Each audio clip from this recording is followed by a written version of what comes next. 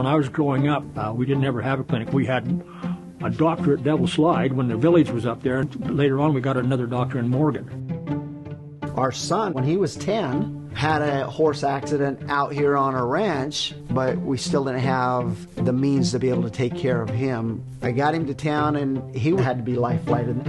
I mean, we've got some bright youth here, but then I have to leave to go to medical school, and then financing and everything else, it's tough to come back home.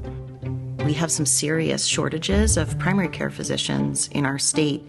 In fact, we're last in the United States in the number of primary care physicians. We have an obligation to try to address that workforce deficiency by really training primary care physicians, and in particular rural primary care physicians, where we know the shortages are even worse. Right now we have about 22% of Utah's population living in rural areas, and only about 11% of Utah's primary care physicians work in rural areas. It can be daunting, the thought of being, out on your own in middle of nowhere.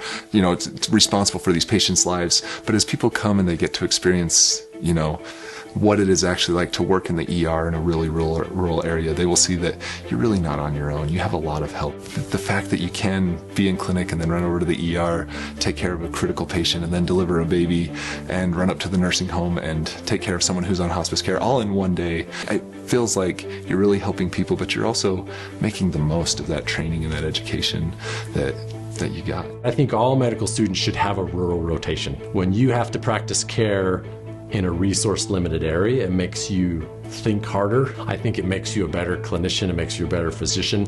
So I think if we could have a medical school in St. George that could, have students come up and rotate with me, or rotate in Panguitch or Kanab, or there's tons of little communities in this southern Utah area that I think would create some very well-rounded, robust medical students and future doctors.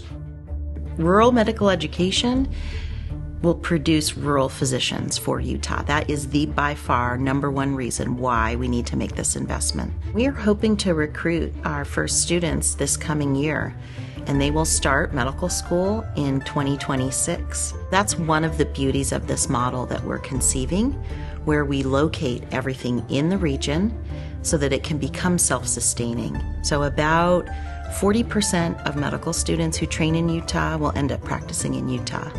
About 45% of residents who train in Utah will end up practicing in Utah.